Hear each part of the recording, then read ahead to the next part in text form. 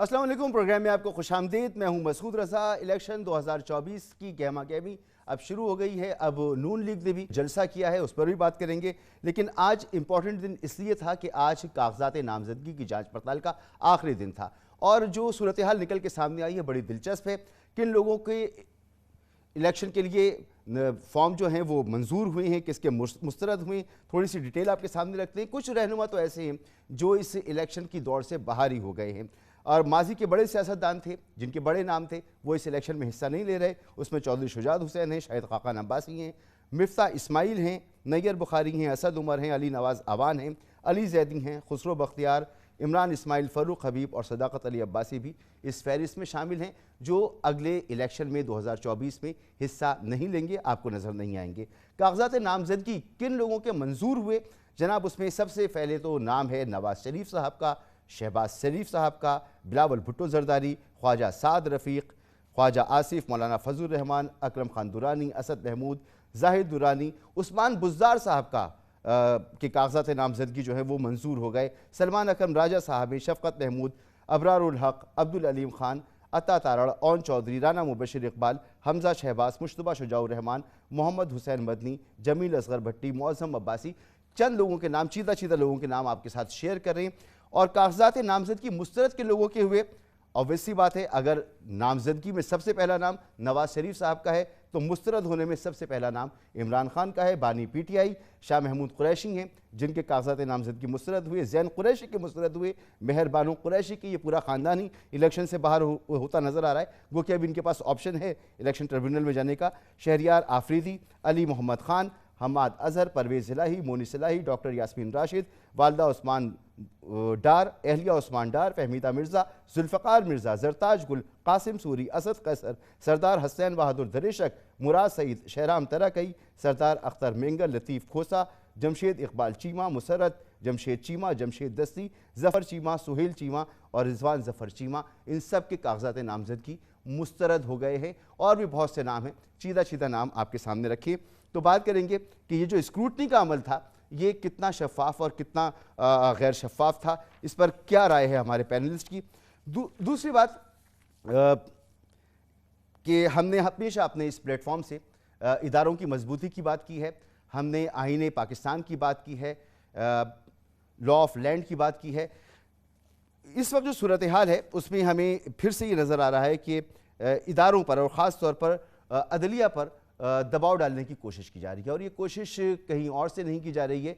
अफसोस की बात यह है कि उन जमातों की तरफ से की जा रही है जो हमेशा आईन व कानून की बात करते रहे, आईन व कानून की बालादस्ती की बात करते रहे, चाहे वो नून लीग हो, चाहे वो फजल रहमान साहब हों, मौलाना फजल रहमान साहब हों, दोनों की तरफ से आजकल अदलिया पर वार किए जा रहे हैं। और किस तरह से वार किए जा रहे हैं, मामला है इलेक्शन कमीशन ने जो फैसला किया था तहरीक इंसाफ से बल्ले का निशान ले लेने का, उस पर तनकीद ज़रूर की जाए, लेकिन जजेस को मतून करना, उनको पब्लिकली उनका नाम लेकर या उनकी तरफ इशारा कर कर ये कहना कि जी इन्होंने गलत फैसला दिया है और फिर उसको मुतालिका फोरम पर लेकर ना जाना। जब भी ऐसी बात हो और मुतालिका फोरम पर शिकायत ना की जाए और मीडिया में बात की जाए तो इसका मतलब यही होता है कि सियासी फ़ायदे के लिए या इदारों पर दबाव डालने के लिए कोशिश की जा रही है।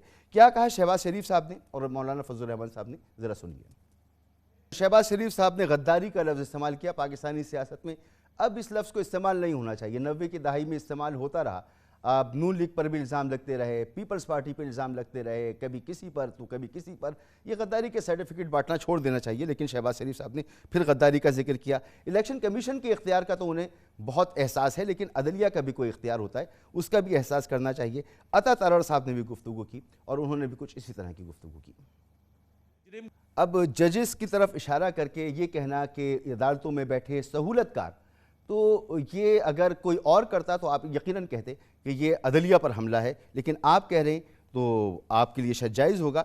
मगर ये रिवायत कोई नई नहीं है, इससे पहले भी जलसों में जजेस के नाम लेकर, उनकी पोस्टर्स लगाकर, उनकी तस्वीरें लगाकर इस तरह की गुफ्तगू होती रही है। और फिर नवाज शरीफ साहब की वो गुफ्तगू तो आपको याद होगी ही, जब लंदन से वापस आने से पहले उन्होंने लंदन में गुफ्तगू की थी और हाजिर सर्विस और रिटायर्ड जजेस के नाम लेकर कहा था कि उनका एहतसाब करेंगे। तो ये तरीक़ा रहा है और अभी भी मौजूद है। تو اس سے کیا ادارے مضبوط ہوتے ہیں؟ کیا اس سے سیاسی مائلیج تو شاید آپ کو حاصل ہو جائے، لیکن اداروں کا کیا حال ہوتا ہے، اس پر ضرور بات کریں گے۔ بیرسٹر دانیال چودھری صاحب ہمارے ساتھ موجود ہیں، الیکشن میں حصہ لے رہے ہیں، بھرپور طریقے سے اپنی مہم چلا رہے ہیں، ینگ ہیں، انرجیٹک ہیں، اور اطلاعات یہ ہیں کہ بڑی زبردست اپنی مہم چلا رہے ہیں۔ قادر خان مندوخیل صاحب اپنے حلقے میں ہی موجود ہیں، اور بڑا اہم حلقہ ہے ان کا، یہاں سے شہباز شریف صاحب بھی الیکشن لڑ رہے ہیں، مصطفیٰ کمال صاحب الیکشن لڑ رہے ہیں، اور قادر خان مندوخیل صاحب یہاں پر زبردست طریقے سے اپنی کیمپین چلا رہے ہیں۔ اظہر صدیق صاحب ہمارے ساتھ موجود ہیں تحریک انصاف سے، اور پہلی مرتبہ غالباً الیکشن میں حصہ لے رہے ہیں، اور اب یہ بھی اپنی الیکشن کیمپین چلائیں گے، تو دیکھتے ہیں کہ کس طرح سے یہ اپنی الیکشن کیمپین چلاتے ہیں۔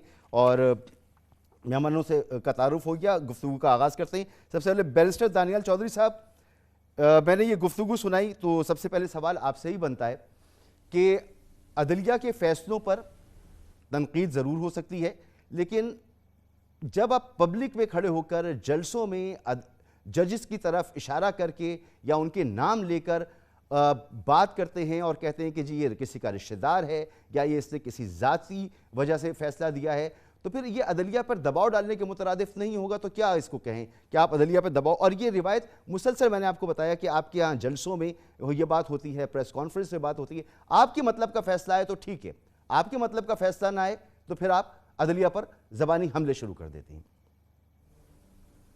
بسم اللہ الرحمن الرحیم۔ مسعود بھائی، آپ کے سامنے ہے کہ ہمیں جب اٹھا کے جیلوں میں ڈالا گیا، ہمارے ساتھ کیا کیا زیادتیاں کی گئی، پھر بھی ہم نے ان کا ذکر کیا، لیکن عمران خان کی طرح دھمکیاں نہیں دی۔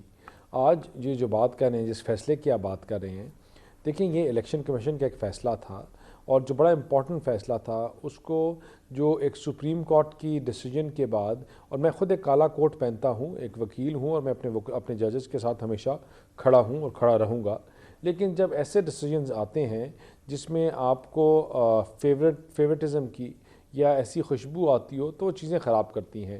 سپریم کورٹ کی ایک ریسنٹ ججمنٹ آئی جس میں انہوں نے کہا کہ آپ نے کیسے الیکشن ڈیلے کر دیا ایک ہائی کورٹ نے، وہ الیکشن جو پورے ملک میں ہو رہا تھا، کیا اس کے پاس اختیار ہے کہ ایک سرٹن ریجن کا، پنجاب کا الیکشن کمیشن یا سپریم کو ہائی کورٹ یا ایک صوبے کا ہائی کورٹ پورے ملک کے الیکشنز ڈیلے کر دے؟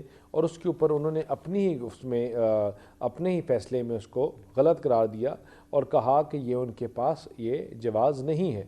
اسی طرح اسی پیرائے میں جب ایک الیکشن کمیشن کا پوری ملک کے لیے ایک فیصلہ آیا تھا، تو اس کو پھر ایک صوبے کے الیکشن کمیشن نے جب ریجیکٹ کیا، وہ ہائی کورٹ نے کیا، تو پھر جورسڈکشنل ایشو ہو جاتا ہے، کیا وہ فیصلہ امپلیمنٹ ہوتا ہے پنجاب کے، کیا نہیں ہوتا، جب کیسز پہلے۔ ایک بات تو آپ نے کی کبھی دھمکیاں نہیں دیں، تو میں نے نواز شریف صاحب کی اس گفتگو کا ذکر کیا جو لندن سے آنے سے پہلے انہوں نے کی تھی، اور احتساب کی بات کی تھی، حاضر سروس اور ریٹائرڈ ججز، اور انہوں نے کن لوگوں کے لیے، کن لوگوں کے حوالے سے کی؟ ان لوگوں کی جن کی ویڈیوز آ گئی، جن کے ساتھ کس طرح انہوں نے اٹھا کے ان کی ویڈیوز، کس طرح جنہوں نے ان کو سزائیں دی، جنہوں نے بیٹے سے تنخواہ نہ لینے کے اوپر ایک سٹنگ پرائم منسٹر کو گھر بھیج دیا، ان کو بھی دھمکیاں نہیں دی، ان کو بھی دھمکیاں نہیں دی۔ کوئی اور کرے تو دھمکی، آپ کریں تو دھمکی نہیں۔ بہرحال دوسری بات جو آپ دھمکی اس کو کہتے ہیں کہ جو انہوں نے، مسعود بھائی، جو انہوں نے پہلے دی، ہم نے تو تب بھی اپنا فیصلہ اپنے اللہ کے اوپر چھوڑا تھا۔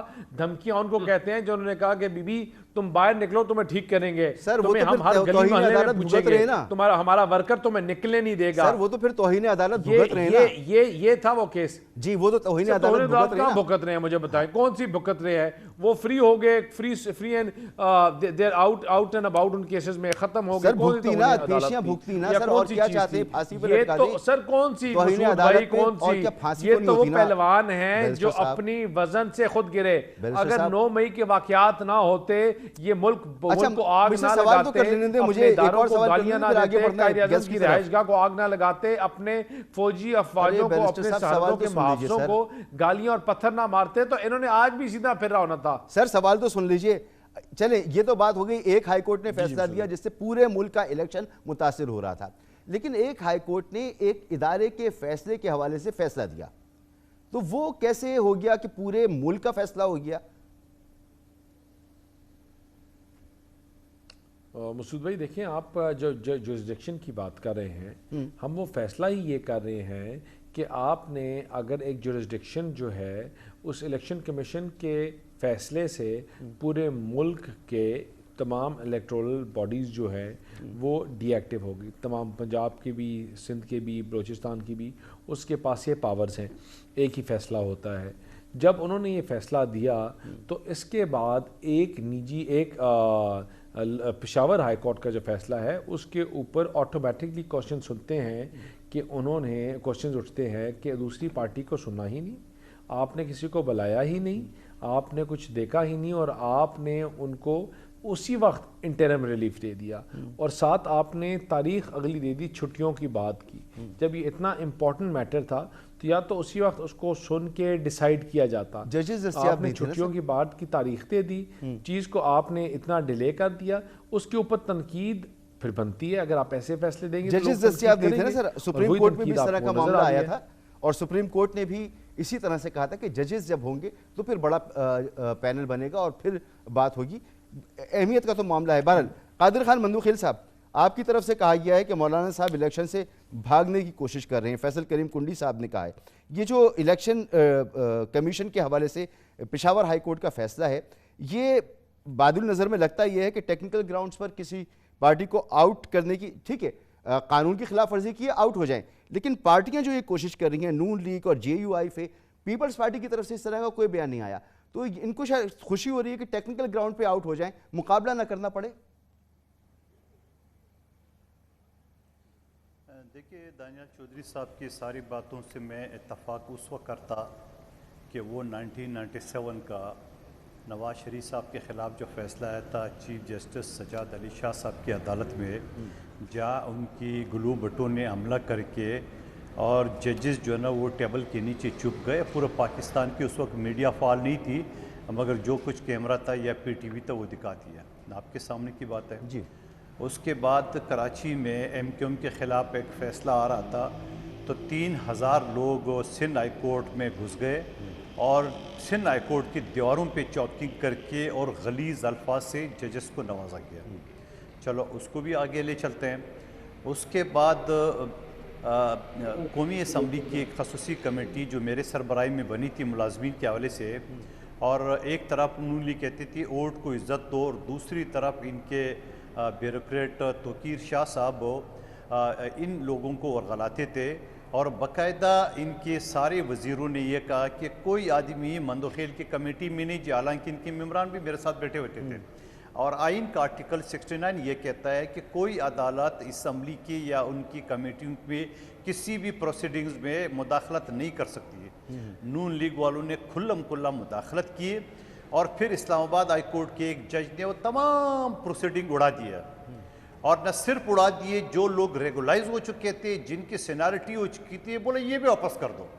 وہاں تو اس وقت یہ لوگ نہیں بولے۔ پھر اس کے بعد لاہور ہائی کورٹ کے ایک سنگل جج نے پورے پاکستان کو افراتفری میں ملوث کر دیا، اور اس کے اوپر جو چیف جسٹس سپریم کورٹ نے کمنٹس بھی دیے کہ مس کنڈکٹ ہوا ہے اور اس جج نے غلط کیا ہے، مگر اس کے بعد ہمیں نہیں پتہ کہ اس جج صاحب کے خلاف کارروائی ہوئی کہ نہیں ہوئی ہے۔ آپ کو یہ ساری چیزیں نظر نہیں آئیں؟ آپ کو پشاور ہائی کورٹ کا سنگل جج کا جو فیصلہ ہے وہ آپ کو بڑا نظر آتا ہے؟ کیوں نظر آ رہا ہے؟ لاہور ہائی کورٹ کے جو فیصلے تھے، اس وجہ سے کہ یا ان کو مفاد ہے، کیونکہ ان کے لوگ باہر نہیں جا سکتے ہیں۔ آپ کو یاد ہوگا شہباز شریف جہاں لاہور ان کا گڑھ کہتے ہیں، لوگوں نے ان کے گاڑیوں پہ پتھراؤ کر کے شیشے توڑے گئے، پھر شہباز شریف صاحب نے دعوت دی ان لوگوں کو۔ ایسا کب ہوا؟ اس کے بعد آتا تارڑ کے ساتھ جو وہ آپ کے سامنے یہ ہوا ہے نا، ابھی پچھلے مہینے ہوا ہے نا، شہباز شریف صاحب نے بلائی بھی تھا ان لوگوں کو پھر میٹنگ کے لیے۔ اس کے بعد جا کے جنگ میں ان کی امیدوار کو باقاعدہ روڈ پہ گھسیٹتے ہوئے کپڑے اتارے گئے، اس کو بھی چھوڑیے۔ سوشل میڈیا کی فوٹیجز ہیں قادر بھائی، وہ سوشل میڈیا کی شہباز شریف صاحب، بھائی شہباز شریف صاحب نے بلایا تھا ان کو، وہ مظاہرین کو اس سے مذاکرات کیے، اس کے بعد ابھی اچھا چلو وہ تو تردید کریں گے، تارڑ کا کیا مقابلہ ہے، سمجھے نا۔ اچھا اس کے بعد کل جاوید لطیف صاحب، میں نہیں کہتا ہوں بڑا غلط اقدام ہوا، وہاں لوگوں نے جو ان کا ساتھ کیا اور پھر وہ موٹر سائیکل پہ وہ فرار ہو گئے، تو یہ ساری چیزیں تو دکھا رہے ہیں۔ اور پھر اس کے علاوہ یہ ساری چیزیں میں اس وجہ سے کہہ رہا ہوں کہ وہ موٹر سائیکل والی چیز تب ہے جب وہ ختم نبوت والی چیز چلی تحریک آج سے 3 سال پہلے، تب کی فوٹیج ہے، پرانی فوٹیج ہے قادر بھائی، وہ نئی فوٹیج نہیں ہے۔ عطا والی فوٹیج جو ہے وہ پرویز لائی کے جو شجاعت کے بیٹے کی ہے، پرویز لائی کی اس کی ہے. مسعود رضا صاحب، جی مسعود رضا صاحب، یہ تو شہباز شریف کی گاڑیوں کو بھی بولیں گے یہ چاہ کے پھر کے آلریڈی بتا دیے، وہ تو مذاکرات کے لیے بلا لیے، وہ تو ساری چیزیں. اب سوال یہ ساری چیزیں کیوں ہو رہی ہے کہ آپ نے اپنے دور میں، اور پھر آپ نے ابھی تھوڑی دیر پہلے سنایا تھا مریم بی بی عدالتوں کے اور ججوں کے بارے میں کیا الفاظ ادا کر رہی تھی. نواز شریف صاحب کیا کرے، یہ کہہ رہے ہم بڑے فوجیوں کے وہ کرتے ہیں. کیا نواز شریف صاحب کی دل میں ابھی تک وہ غصہ ہر پروگرام میں کہتے ہیں میرے ساتھ بڑا وہ ہو گیا؟ تو میں یہ کہنا چاہ رہا ہوں کہ یہ بول جلد آپ کو نواز شریف صاحب دوبارہ اللہ اس کو صحت دے، یہ بیمار ہوتے ہوئے مجھے باہر نظر آتا رہے. اور 8 فروری کے بعد جہاں نواز شریف صاحب نے نعرہ لگایا مجھے کیوں نکالا، اور اب نعرہ اگلا ہوگا مجھے کیوں بلایا گیا. اچھا، تو آپ کہہ رہے ہیں کہ وہ کیونکہ الیکشن کیمپین سے ڈر رہے ہیں، وہ پبلک میں نکلنے سے ڈر رہے ہیں، لہٰذا اس طرح کی باتیں کر رہے ہیں، اور اس طرح سے وہ چاہتے ہیں کہ ٹیکنیکل بنیادوں پر ان کے مخالفین آؤٹ ہو جائیں. اظہر صدیق صاحب، اب اگلی بات ہے، اب اگلے سن جلدی کیجئے تاکہ میں اظہر صدیق صاحب سے بھی گفتگو کر سکوں. اب شہباز شریف صاحب کل کراچی آئے، پرسوں کراچی آئے، اور انہوں نے یہ بولا کہ نواز شریف منتخب ہوگا تو میں کراچی کو ٹینکر مافیا سے نجات دلاؤں گا. جبکہ چیف منسٹر ہاؤس سندھ میں بلاول صاحب کے سامنے اس نے افتتاح کیے K4 منصوبے کا، اس کے لیے صرف 17 ارب روپے جو آدھے زیادہ تنخواہ میں چلے گئے. اس کے بعد ان کے اپنے علاقے میں جس وقت میں بیٹھا ہوں اس وقت بلدیہ ٹاؤن NA 242 میں شہباز شریف صاحب کے سامنے ہم نے پورا PC1 بنایا 50 ارب روپے کا K4 منصوبہ کے نام سے. آخری وقت میں اس نے منع کر دیا، پیسے نہیں ہے. آج وہ کہتے ہیں میں یہ بلدیہ ٹاؤن کے قادر بھائی، یہ سندھ کی بات جو ہے نا، الیکشن لڑوں گا، یہ K4 کی بات اور آپ کے حلقے کی بات، آپ 15 سال سے حکمران ہیں، یہ نہیں بنتی کہ آپ شہباز شریف صاحب سے اس کا شکوہ کریں. یہ شکوہ تو ہم آپ سے کریں گے اور اس پر ضرور آپ سے بات کریں گے. اظہر صدیق صاحب، کاغذات نامزدگی منظور یا مسترد ہونے کا مرحلہ مکمل ہو گیا. اپیلیٹ ٹریبونل میں جانا ہے، آپ کے بہت اہم ترین لوگ ہیں جن کے کاغذات نامزدگی مسترد ہو گئے. کتنی امید، کتنی توقعات ہیں اپیلیٹ ٹریبونل سے آپ کی کہ یہ لوگ جن کے کاغذات نامزدگی مسترد ہوئے ان میں بہت سے ایسے ہیں جو بلے کی طرح بحال ہو جائیں گے دوبارہ؟ مسعود دیکھیں، ایک بات تو بڑی واضح طور پر ہے، ہمیں چونکہ عدالتوں پہ پہلے بھی یقین تھا، اب بھی یقین ہے اور آئندہ بھی یقین ہوگا.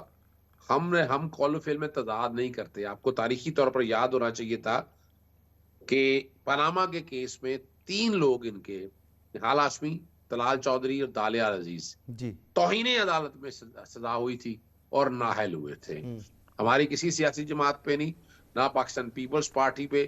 وجہ کیا ہے کہ پرابلم یہ ہے کہ یادداشت بہت کمزور ہے. ہم نہ جھوٹ بولتے ہیں، جھوٹ چھپاتے ہیں اور کوشش کرتے ہیں کہ جو میں کہوں حالات اور واقعات کو دیکھ. قوم اب یہ 85 کے پروجیکٹوں سے 73 سال کے نظام سے تنگ آ چکی ہے اور اب فرق محسوس کر رہے ہوں گے. اب دیکھیے، اب نارمل اب کتنی نوجوان قیادت ہے. یعنی میرے اپنے 2 حلقوں سے کاغذات نامزدگی جو ہیں بڑے مشکل میں وقت جیسا بھی تھا، میں ان پہ نہیں بات کرنا چاہتا. گھر پہ پیٹرول پمپوں پہ حملہ ہوا، ڈائریکٹ فائرنگ ہوئی، وہ سارا کچھ ایک سائڈ پہ رکھ کر ابھی پری پول ریگنگ کی جو سٹیج چل رہی ہے، میں وہ فیسز بھی ڈسکس نہیں کرنا چاہتا. کہ جبر کا جو ماحول چل رہا ہے وہ اپنی جگہ پر موجود ہے. ابھی بھی جو کاغذات نامزدگی ہے، جو ہمارا اعتراض تھا، جو ہم لاہور ہائی کورٹ میں گئے تھے کہ انتظامیہ سے یہ لیے گئے ہیں، ریٹرننگ آفیسر یہ کیا کریں گے، اور وہ حالات اور واقعات نے ثابت کر دیا ہے. اب تو آنے والے دنوں میں ہم تقاضا کریں گے اور ہم الیکشن، دیکھیں ایک بات بتا دوں، ہم اس سارے پروسیس میں الیکشن کو آگے لے کے جانے کی بات نہیں کریں گے. حالانکہ کوشش اور کاوش ان ساری سیاسی جماعتوں کی یہی ہے، پاکستان پیپلز پارٹی کو نکال کے کہ یہ الیکشن نہ ہو پائیں. انہوں نے جتنا بھی کچھ کام کیا وہاں سے نظر آ رہا ہے کہ یہ الیکشن کسی نہ کسی سے آگے چلا جائے. جتنے کاغذات نامزدگی مسترد ہوئے ہیں، بھائی انہوں نے جلسے شروع کر دیے. اظہر بھائی آپ کیا بات کر رہے ہیں؟ انہوں نے جلسے شروع کر دیے. شوخوپورہ میں آج زبردست جلسہ کیا ہے نون لیگ نے.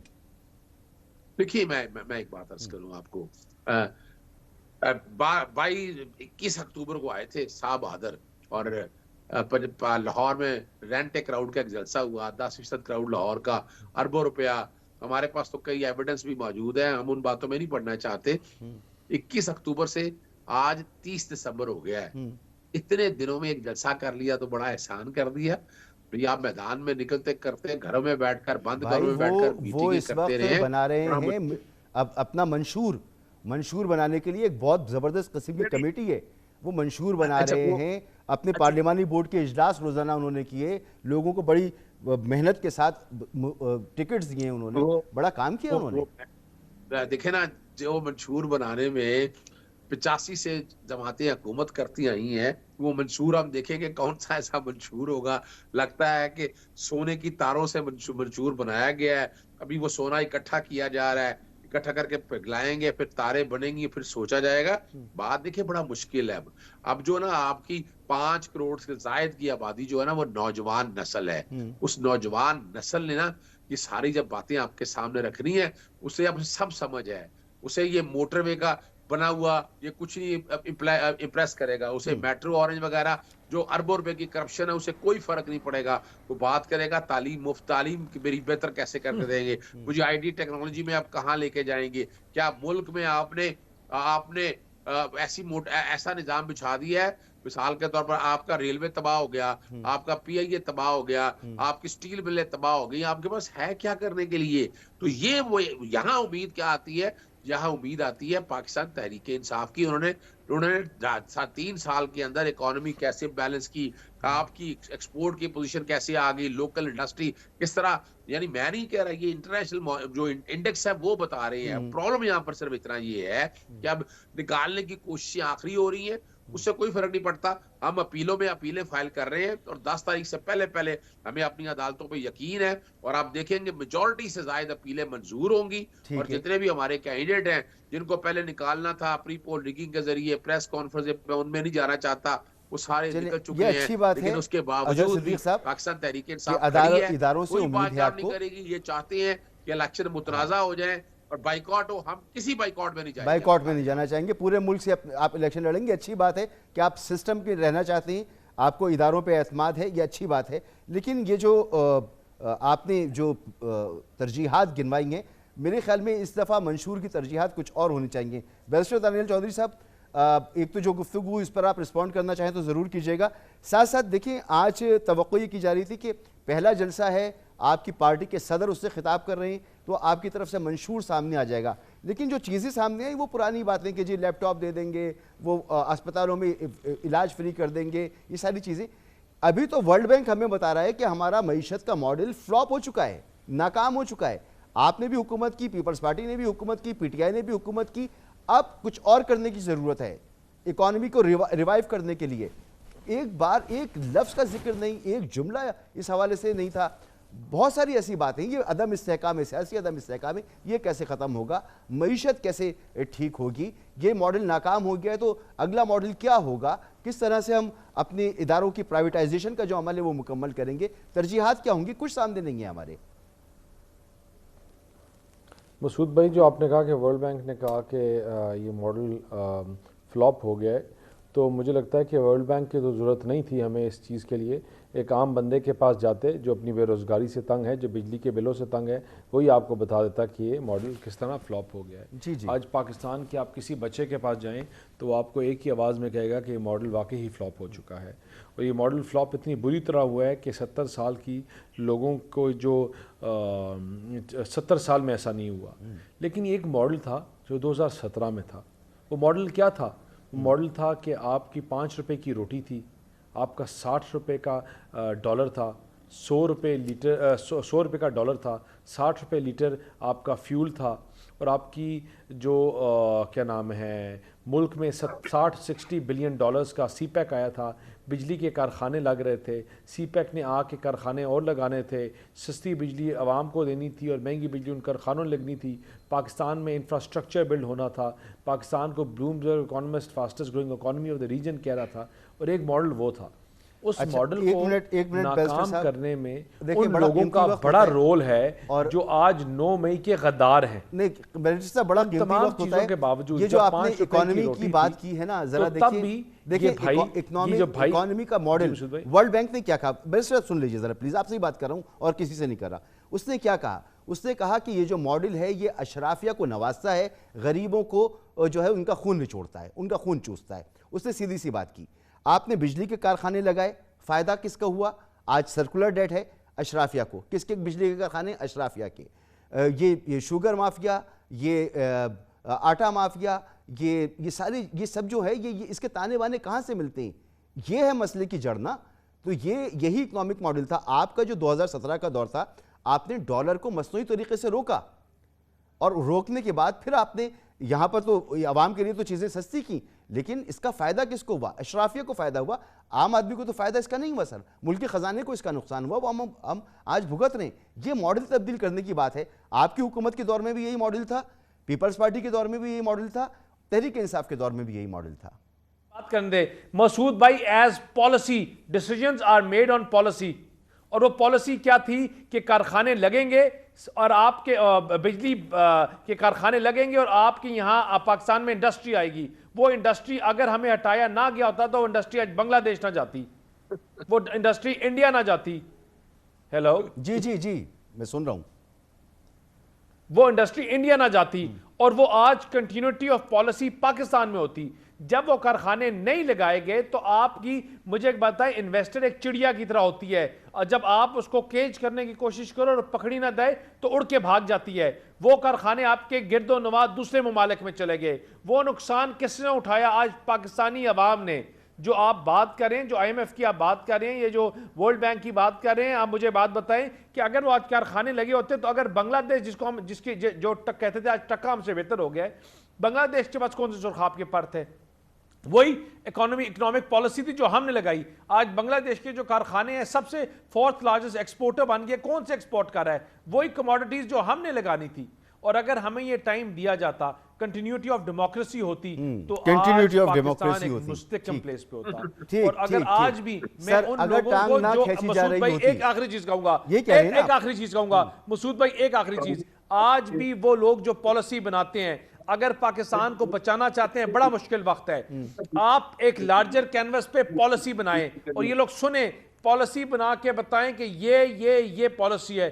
کوئی حکومت بھی ہوئے اس پالیسی کو فالو کرے. اور اگر پاکستان مار کھا جائے تو آپ مجھے پکڑ لیں، میری جماعت کو پکڑ لیں. سر ہم تو توقع کر رہے ہیں، آپ کے منشور کی طرف دیکھ رہے ہیں، آپ کسی اور طرف دیکھ رہے ہیں. ہم تو آپ کے منشور کا انتظار کر رہے ہیں. بہرحال یہاں پر ایک بریک لیتے ہیں اور بریک کے بعد بات کرتے ہیں. انٹرسٹنگ بات ہے کہ حکومتوں کے پیر نہیں کھینچے جانے چاہیے. اگر کھینچے جاتے ہیں تو پھر اس طرح ہوتا ہے کہ اکانومی آپ کی ڈیریل ہو جاتی ہے. جیسے دانیال چودھری صاحب کہہ رہے ہیں، بنگلہ دیش کا حوالہ دے رہے ہیں. بنگلہ دیش میں حکومتیں اپنے تسلسل کے ساتھ چل رہی ہیں، لیکن کیا یہ عمل 90 کی دہائی میں تو ہوا؟ ابھی نہیں ہوا، ماضی قریب میں نہیں ہوا. ایک طرف آپ کہتے ہیں نہیں ہونا چاہیے، ایک طرف اس کا حصہ بنتے، تو پھر شکوہ کسے؟ ایک بریک کے بعد.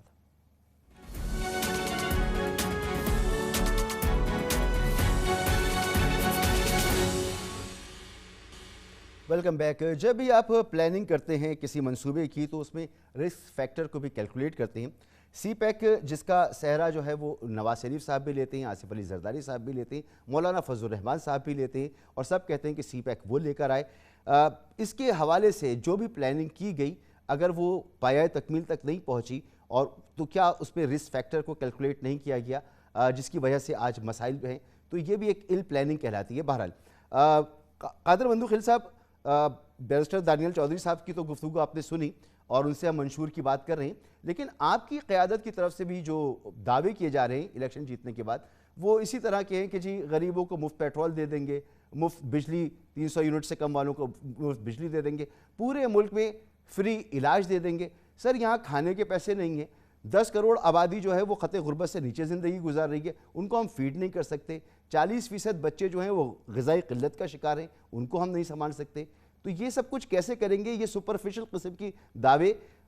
ایکچول جو مسائل ہیں ان کا ٹھوس حل، اس پہ کوئی ڈیبیٹ، وہ میڈیا میں آئیں، ہم لوگوں کے پاس آئیں، باتیں ہم اس پہ ڈیبیٹ کر سکیں، آپ لوگوں سے جان سکیں، ماہرین سے جان سکیں کتنی قابل عمل ہیں، کتنی قابل عمل نہیں ہیں. ایسا کچھ بھی نہیں ہو رہا. دیکھیے، آپ کے سوال سے پہلے میں ایک دو باتیں، دانیال صاحب نے جو باتیں کی ہے، دانیال صاحب اور ان کی پارٹی شہباز شریف صاحب کی 16 مہینے کی وزیر اعظم شپ کی کوئی بات نہیں کرتا ہے، کیونکہ شہباز شریف صاحب نے کل کراچی میں مانا وہ فیل ہو گئے، ناکام ہو گئے. آپ نے بھی سنا ہوگا میڈیا میں، ٹھیک ہے، مہنگائی کم نہیں کر سکے. اب وہ محترم بات کرتا ہے کہ ورلڈ بینک کی رپورٹ جو ہے وہ پی ٹی آئی کے لیے ہے یا اس سے پہلے پیپلز پارٹی یا جنرل مشرف کے دور کے، ان کا جو دور تھا 13 سے لے کے 18 وہ اس میں بریکٹ میں تھا کہ وہ نہیں تھا. अरे बाबा खुदा को मानो, आप बात करते हुए कुछ तो सोचा करो कि सामने लोग भी देख रहे। भाई आपके दौर से ज़्यादा सस्ती तो हमारी दौर में पेट्रोल थी, हमारे दौर से ज़्यादा तो मुशर्रफ के दौर में थी, उससे ज़्यादा अयूब खान के दौर में थी। ओ भाई बात करो, अभी की बात करो। आपके वजीर ख़जाना एक दूसरे से लड़ रहे थे, एक दूसरे को पता नहीं क्या क्या ज़ाती उस पर गए, और वो जब बात मैंने रिपीट की है तो कहाँ तक बात पहुँची है वो मैं तफसील में नहीं जाना चाह रहा हूँ, मैंने तो रिपीट की है। अच्छा, उसके बाद आप बात करते हो मईशत की, आप बात करते हो, आपने जो वर्ल्ड बैंक की रिपोर्ट के मुताबिक मैं आपको बताऊँ, सावाल थर कोल प्रोजेक्ट बनाए मसूद रजा साहब, कोयला आएगा बाहर से कराची पोर्ट पे, यहाँ से ट्रकों में ट्रेन के जरिए सावाल जाएगा, वहाँ कोयला बनाएगा। जनाब इस्लामाबाद एयरपोर्ट आपने देखा है, टोटल 4 फ्लाइट नहीं है, इतना बड़ा एयरपोर्ट बना दिए जैसा कोई इसका लंदन का या एथरो एयरपोर्ट हो या न्यूयॉर्क एयरपोर्ट। अच्छा, उसके बाद उस एयरपोर्ट के लिए रास्ते के लिए जो वो ट्रेन जा रहा है, वो जा रहा है, इसका मेट्रो जा रहा है, उस पे करोड़ों नहीं अरबों रुपए लगे। और मैं एयरपोर्ट पे जाते हुए पूछता हूँ कि यार ये एयरपोर्ट कौन जाएगा, इसमें कोई मेरे घर के सामने तो नहीं जाएगा कि मैं मेट्रो में जाऊँ। वो पता चला कि वो एयरपोर्ट के अंदर जो मुलाजमीन है वो कुछ न कुछ जाते हैं, बनाओ बड़े बड़े महलात, बनाओ बड़े बड़े, और फिर सर यही तो वो आपने मॉडल जुमले में है कहा कि जिसको जो वर्ल्ड बैंक प्रोजेक्ट कह रहा है कि ये नाकाम हो गया। सर ये इससे अशराफिया को फ़ायदा होता है, एक आम आदमी तो भूखा मर रहा है। लेकिन आपकी जो दावे हैं sir, income Benazir income support programme को मज़ीद बढ़ाने की आप बात कर रहे हैं, आप मुल्क भर में मुफ्त इलाज का निज़ाम लाने की बात कर रहे हैं, हुकूमत बनाई तो 30 लाख घर बनाने की बात कर रही हैं, हर बच्चे तक तालीम की रसाई यकीनी होनी चाहिए और लाजमी होनी चाहिए। लेकिन सर ये 30 लाख घर कैसे बनाएंगे? ये मुफ्त पेट्रोल देने की आप बात कर रहे हैं, मुफ्त बिजली देने की बात कर रहे हैं, ये कैसे करेंगे इस इकोनॉमी के साथ? ये समझाए ना ज़रा, ये कह देना तो आसान है। ठीक, चलो सुन लेना। देखिए वो कहता है ना कि एक आदमी की माजी देखना हो, न किसी काम पे लगाना हो तो उसको माजी देखो। क्या इससे पहले पाकिस्तान की तारीख में 68 लाख नौकरियां पीपल्स पार्टी ने नहीं दी है? क्या जो आज ओवरसीज 90 लाख तक पहुंच गए, 20 लाख की पहले किए 88 लाख नौकरियां आपने पाकिस्तान के पब्लिक सेक्टर में दी हैं सर? सुन ले। हाँ नहीं, मैं आपको बता रहा हूँ, पब्लिक सेक्टर की तो अलग है। हाँ। मैं आपको जो गवर्नमेंट होता है इस वक्त, जो सरकारी मुलाजमीन है या उसकी तनख्वाह है 32,000, पिछले इन्हीं के 16 महीने के दौर में अगर कोई अच्छा काम किए तो शहबाज शरीफ साहब ने वो किया, आसिफ अली जरदारी साहब की बात मान करके वो 25,000 से 32,000 कर दिए, वो भी हमारे कहने पे। अच्छा, उसके बाद आप वो कहते हो कि ये सारी चीज कैसे होगा? ये सारी चीज ऐसे होगा कि आप तो अभी कह रहे हैं डबल कर देंगे इन्वेस्टमेंट।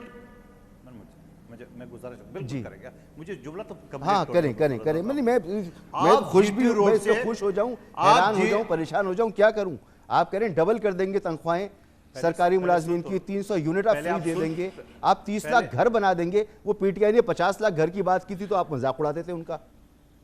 सर आप हैरान भी हो जाओ और परेशान भी हो जाओ, पहले मेरे जवाब तो सुन लो। जी फरमाइए। आप मुझे बताओ कि हैरान, आज पाकिस्तान में फिर सर्दियों का मौसम आ रहा है, गैस की शॉर्टेज है। आसिफ अली जरदारी साहब ने ईरान के साथ मुआहिदा करके उस गैस लाइन को तो पिछले द्वार में 2008 से 13 के बाद 1 इंच नहीं बढ़ाया। क्या नवाज शरीफ साहब ने 5 साल नहीं गुजारे? क्या पीटीआई ने या फिर शहबाज शरीफ साहब ने 16 महीने नहीं गुजारे? नंबर 1 बात।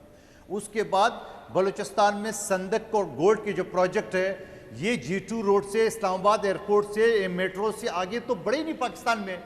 इन्होंने कराची की जो फैक्ट्रियां है, जो इंडस्ट्रियल जोन है, उसको तो बड़ा घर कर दिया। 3 ऑपरेशन किए नवाज शरीफ साहब ने, और कराची के साथ क्या किए उन्होंने, कराची के नौजवानों के साथ क्या किए वो आपको नहीं पता। क्या ये जो मुहाजिर कब्रिस्तान बना है ये किसकी वजह से बना है? पहला आपके दौर में शुरू हुआ था, नसीरुल्लाह बाबर साहब के दौर में। करा के, अरे सुन तो सही ना जी, वो कब्रिस्तान की बात करो, 3 ऑपरेशन किए। पहला ऑपरेशन आपके दौर में शुरू हुआ था। आपके सर मैं जुमला मैंने कह दिया ना सर, मैं बता रहा हूँ ना, पहला आपके दौर में शुरू हुआ। एक ऑपरेशन हुआ है, एक ऑपरेशन हुआ है तो नवाज शरीफ साहब ने 3 ऑपरेशन किए। कराची की इंडस्ट्रीज को सबको बेड़ा गर्क करके सारी इंडस्ट्रीज लाहौर पंजाब शिफ्ट किए। ये आपको नहीं पता था सर कराची की मईशत के साथ क्या हो रहा है? और फिर उसके अलावा उसके बाद है कि आपने जनूबी पंजाब में क्या तवज्जो दी है, आपने उनकी ज़राअत पे क्या तवज्जो दी है, जो आज ग्रीन पाकिस्तान के नाम से आर्मी चीफ या मौजूदा निगरान वज़ीर-ए-आज़म इसके एक प्रोग्राम बना रहे, आपने क्या किया है? आपने सिंध के साथ क्या किया? आपने डूबे हुए सिंध के साथ क्या किया है? सर आगे का बताएं ना, टाइम ऐसे निकल जाएगा, अपना तो बताएं 30 लाख घर कैसे बनाएंगे इस मईशत में? मेरे भाई अभी 20 लाख घर तो बिलावल भुट्टो साहब ने ऐलान कर चुके हैं, उसमें कई 2 लाख से 4 लाख तक बन चुके हैं घर। कहाँ बने हैं? फंड रोक दिए कहाँ बने? बलोचिस्तान अच्छा मुझे कंप्लीट बने ना अंदरूनी सिंध में। आप चले मेरे साथ, चैलेंज करता हूँ, चलो सर मैं देख रहा हूँ ना, चैलेंज करता हूँ, आज मेरे साथ। सर जिस दिन होगा सबसे पहले मैं रिपोर्ट भाई बनाऊंगा। नहीं, आप खुद न देखे, आवाम को भी दिखा दे। क्या थर कोल प्रोजेक्ट जहां एशिया में पहली मर्तबा गरीब खवातीन डब पर चला रही है, ये आपको नजर नहीं आ रहा है? क्या सिंध में जो मुफ्त इलाज की बिलावल साहब ने बात की, क्या सिंध में मुफ्त अस्पतालों का या NICVD जो दिल का अस्पताल है 10 से जिला में टॉप के एशिया के टॉप के हॉस्पिटल फ्री इलाज नहीं हो रहे?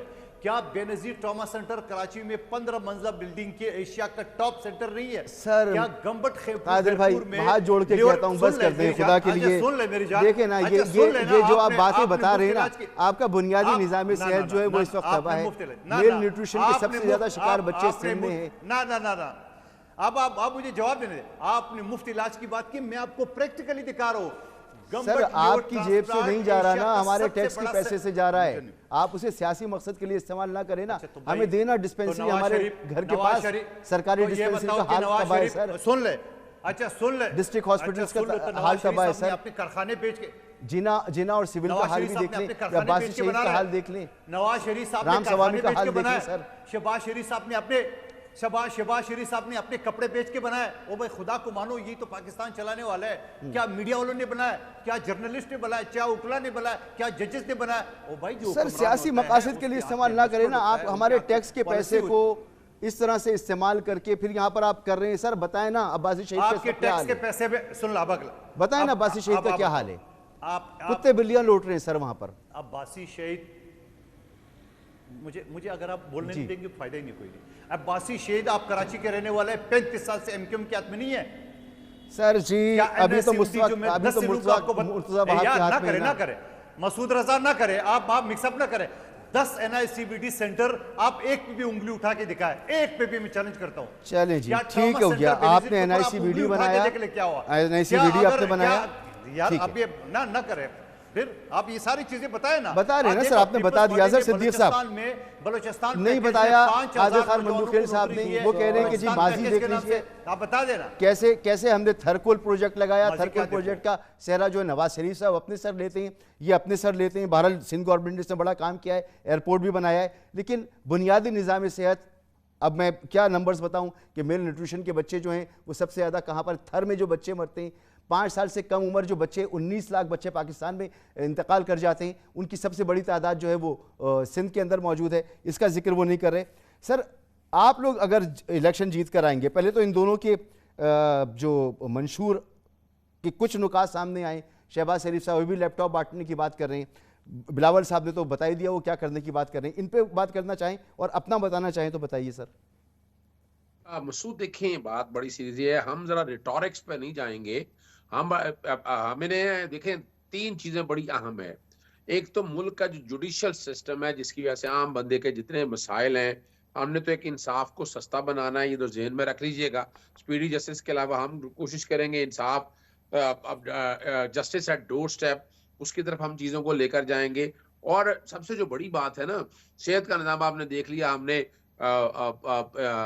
हेल्थ इंश्योरेंस के हवाले से, फिर हमने एहसास कार्ड के कॉन्टैक्ट्स में, लंगर खाना, बाकी ये छोटी मोटी चीजें हमारी इतनी हैं, लोगों को अब आगे अंदाजा हो रहा है कि ये कितने बड़े प्रोजेक्ट से। कोशिश हमने ये की थी कि आम आदमी की दस्तरक सारी चीजें पहुंच जाए। अब इससे अगली बातें हैं, अब अगला दौर है इंफॉर्मेशन टेक्नोलॉजी के हवाले से कि इंडिया और स्टूडेंट्स, हमारे तालीम का लेवल जो है वह हम वहां तक लेकर जाएंगे कि जहां इस वक्त पूरी दुनिया में होना चाहिए। पाकिस्तान में हमने इस तरफ तवज्जो नहीं दी, हमने दूसरा देखे ना, जहां तक GDP की ग्रोथ को बेहतर करने के लिए तो ये बताएं ओरिएंटेड कैसे बनाया जा सकता है। आपके बानी उस तरफ इमरान खान साहब जो हैं वो तो इस वक्त जेल के अंदर हैं और अब उनसे बामुश्किल मुशावरत करने का मौका मिला है कि टिकट्स किन लोगों को दे दें। तो आपके यहाँ ये प्रोसेस पार्टी की सतह पर तो नहीं हुआ होगा कि मंशूर क्या होगा, क्या आके करना है? तो ये आप अपनी ज़ाती जो प्रेफरेंसेस हैं वो बयान कर रहे हैं, या पार्टी की सतह पर भी इस तरह की कोई बात हुई है? देखिए, मैं इसमें काफी डिटेल में यानी पहले भी काम हो चुका हुआ था, जब हुकूमत गई थी, हुकूमत जाने के बाद भी काफी इस पे काम हो चुका था। आने वाले दिनों में भी आप देखेंगे, सिर्फ इसी पे नहीं, बहुत मैसिव लेवल के ऊपर, जो कि तहरीक इंसाफ जो है ना, ये आम आदमी की जमात है। इसमें आप ये कि हमने कोई एलीट के लिए बहुत ज्यादा को बेहतर बेनिफिट किए हो, तो वो हमने ऐसा कोई नहीं है। हमने कोई मेट्रो ऑरेंज जैसे व्हाइट एलिफेंट पैदा नहीं किए हैं कि जिससे इस मुल्क की इकोनॉमी का भट्टा बैठ गया और कर्जे कहां से मैनीफोल्ड हो गए। हम जरूर ये काम करेंगे। हमने तो मुख्तलिफ मुल्कों के मॉडल भी स्टडी किए हैं। ओवरसीज पाकिस्तान इसमें बहुत हमारे लिए काम भी कर रहे हैं और मदद भी कर रहे हैं।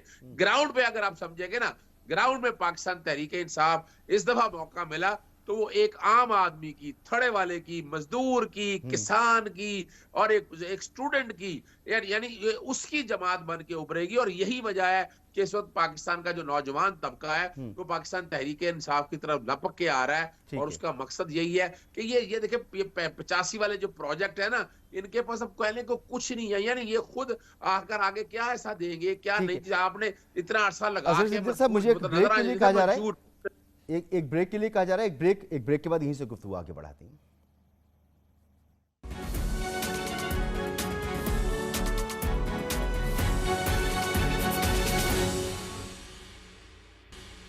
Welcome back. Barrister Daniel Chaudhary साहब, कब तक हम देख सकेंगे आपकी तरफ से बाकायदा इलेक्शन के बाद का प्लान दे दिया जाएगा, बता दिया जाएगा कि कौन से लोग होंगे, कैबिनेट कैसी होगी, मंशूर क्या होगा?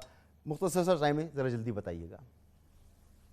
मसूद भाई, खाली एक सेकंड में जवाब दूंगा। आज भी ये बात करते हैं कि हम ये कर देंगे, वो कर देंगे, जो पीटीआई के हैं, जिसे इन्होंने हुकूमत ली थी। हुकूमत लेने से पहले इन्होंने पहले चीज़ क्या कही थी कि लोग आज भी मुंतज़िर हैं कि जो इन्होंने प्राइम मिनिस्टर हाउस को यूनिवर्सिटी बनाना था, जो गवर्नर हाउस को इन्होंने कॉलेज बनाना था, जो 1 करोड़ नौकरियां देनी थी, जो सस्ती रोज़गार स्कीमें देनी थी, पाकिस्तान की आवाम को इन्होंने बेवकूफ़ बनाया, झूठ बोला और आज तक झूठ बोलते जा रहे हैं। हम वाहिद जमात है जिन्हें डिलीवरेंस की बात की, जिन्होंने डिलीवर किया, और इंशाल्लाह हम अगले कुछ दिनों में अपना मंशूर देंगे, और वो मंशूर आम आदमी के लिए मंशूर होगा, वो गरीब के लिए मंशूर होगा।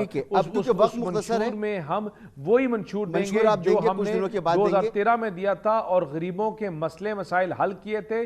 पाकिस्तान में सस्ती रोटी दी थी, रोजगार दिया था, खातूनों को और लेडीज को ताकत दी थी, गाली गलोच से हमने दूर किया था और इंशाल्लाह नौकरियां दी थी, और आईटी में एनहांसमेंट किया था, और इंशाल्लाह आपको नजर आएगा कि मुल्क इंशाल्लाह वापस एशियन टाइगर बनेगा और अपनी ऊंचाइयों तक पहुंचेगा। जी अजहर साहब, आराम से साफ शफाफ इलेक्शन कराएं। अवाम जिसको लाना चाहती है, हर एक को पता है। जितने सर्वे हुए हैं पाकिस्तान तहरीक इंसाफ की फेवर में हुए हैं। पाकिस्तान तहरीक इंसाफ नंबर 1 पे होगी, सर्वे आप कमरों में बैठ के ना करवाएं, पे होगी, और पीटीआई बिल्कुल नंबर 3 पे होगी, और अक्सर की जमानतें जब्त होगी। सिर्फ ये खाली नारे, दावे, बेवकूफ बनाना, लूट मार, यानी ये जिस तरह की जो सियासत की है ना, वो सियासत के 17 महीनों और खास तौर पर जिस तरह के लोग पाकिस्तानियों को नुकसान पहुंचाया, जुल्म, तशद्दुद, बर्बरियत, जो कुछ इन लोगों ने ये कर दिया है, ये इनके गले पड़ेगा। और आइंदा से कौम से माफी मांगेगी आकर कि हमने पाकिस्तान अजहर सिद्दीक साहब, वक्त मेरे पास खत्म हो गया। बहुत बहुत शुक्रिया आपका, बहुत शुक्रिया अजहर सिद्दीक साहब, आपने वक्त दिया। कादिर खान मंदुखिल, आपका बहुत शुक्रिया। बैरिस्टर दानियल चौधरी साहब, आपका भी बहुत बहुत शुक्रिया। पाकिस्तान बहुत नाजुक दौर से गुजर रहा है इस वक्त, वाकई ये कहना गलत नहीं होगा। पाकिस्तान की मईशत को ठीक करने के लिए एक ठोस प्लान की ज़रूरत है, और बदकिस्मती से कोई भी सियासी जमात अब तक कौम के सामने वो प्लान नहीं रख सकी है। इजाज़त दीजिए, अल्लाह हाफ़िज़।